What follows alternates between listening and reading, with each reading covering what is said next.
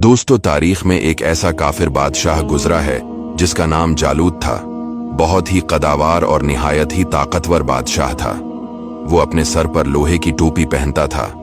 लेकिन बनी इसराइल में उन दिनों एक नया बादशाह बना था जिसका नाम तालूत था।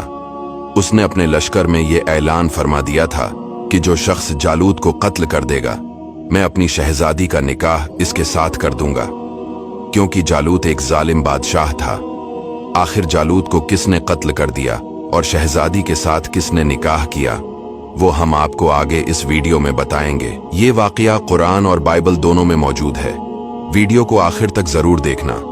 बनी इसराइल का निजाम यूं चलता था कि हमेशा इन लोगों में एक बादशाह होता था जो मुल्की निजाम चलाता था, और एक नबी होता जो निजाम शरीयत और दीनी उमूर की हदायत और रहनुमाई क्या करता था।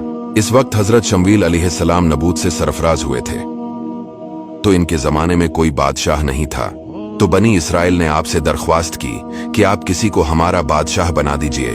तो आपने हुक्म खुदावंदी के मुताबिक तालूत को बादशाह बना दिया, जो बनी इसराइल में सबसे ज्यादा ताकतवर और सबसे बड़ा आलिम, लेकिन बहुत ही गरीब व मुफलिस था। चमड़ा पकाकर या बकरियों की चरवाही करके जिंदगी बसर करता था। इस पर बनी इसराइल को एतराज हुआ कि तालूत शाही खानदान से नहीं है, लिहाजा ये क्यों कर और कैसे हमारा बादशाह हो सकता है। इससे ज्यादा तो बादशाहत के हकदार हम लोग हैं, क्योंकि हम लोग शाही खानदान से है। फिर तालूत के पास कुछ ज्यादा माल भी नहीं है। एक गरीब इंसान भला तख्त शाही के लायक क्यों कर हो सकता है। बनी इसराइल के इन इतराज का जवाब देते हुए हजरत शमवील अलैहिस्सलाम ने यह तकरीर फरमाई कि उसे अल्लाह ने तुम पर चन लिया और उसे इल्म और जिस्म में कशादगी ज्यादा दी, और अल्लाह अपना मुल्क जिसे चाहे दे, और अल्लाह वसात वाला इल्म वाला है। जब तालूत बनी इसराइल के बादशाह बन गए तो आपने बनी इसराइल को जहाद के लिए तैयार किया, और एक काफिर बादशाह जालूत से जंग करने के लिए अपनी फौज को लेकर मैदान जंग में निकले। जालूत बहुत ही कदावर और निहायत ही ताकतूर बादशाह था। जब दोनों फौजें मैदान जंग में लड़ाई के लिए सफ आराई कर चुके तो हजरत तालूत ने अपने लश्कर में यह ऐलान फरमा दिया कि जो शख्स जालूत को कत्ल करेगा, मैं अपनी शहजादी का निकाह इसके साथ कर दूंगा और अपनी आधी सल्तनत भी इसको अता कर दूंगा।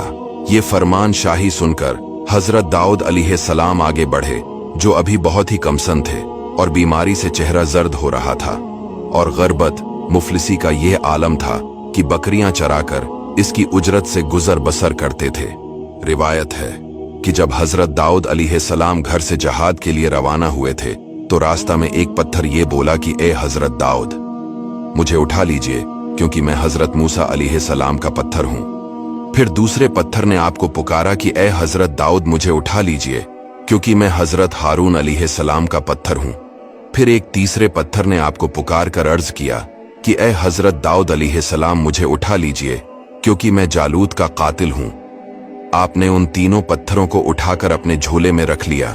जब जंग शुरू हुई तो हजरत दाऊद अलैहिस्सलाम अपनी गोफन लेकर सफ़ों से आगे बढ़े, और जब जालूत पर आपकी नजर पड़ी तो आपने इन तीनों पत्थरों को अपनी गोफन में रखकर और बिस्मिल्लाह पढ़कर गोफन से तीनों पत्थरों को जालूत के ऊपर फेंका, और ये तीनों पत्थर जाकर जालूत की नाक और खोपड़ी पर लगे, और इसके भेजे को पाश पाश करके सर के पीछे से निकलकर 30 जालूतियों को लगे, और सबके सब मकतूल होकर गिर पड़े। फिर हजरत दाऊद अलैहिस्सलाम ने जालूत की लाश को घसीटते हुए लाकर अपने बादशाह हजरत तालूत के कदमों में डाल दिया। हजरत तालूत और बनी इसराइल बेहद खुश हुए। जालूत के कत्ल हो जाने से इसका लश्कर भाग निकला और हजरत तालूत को फतह मुबीन हो गई, और अपने ऐलान के मुताबिक हजरत तालूत ने हजरत दाऊद अलैहिस्सलाम के साथ अपनी लड़की का निकाह कर दिया और अपनी आधी सल्तनत का उनको सुल्तान बना दिया।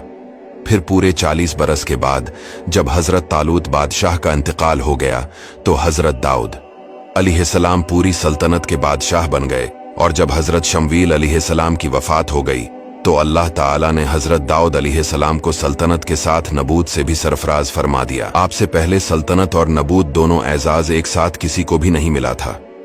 आप पहले शख्स हैं कि इन दोनों अहदों पर फायज होकर 70 बरस तक सल्तनत और नबूत दोनों मनसिबों के फराइज पूरे करते रहे, और फिर आपके बाद आपके फर्जंद हजरत सुलेमान अलैहिस्सलाम को भी अल्लाह ताला ने सल्तनत और नबूत दोनों मर्तबों से सरफराज फरमाया।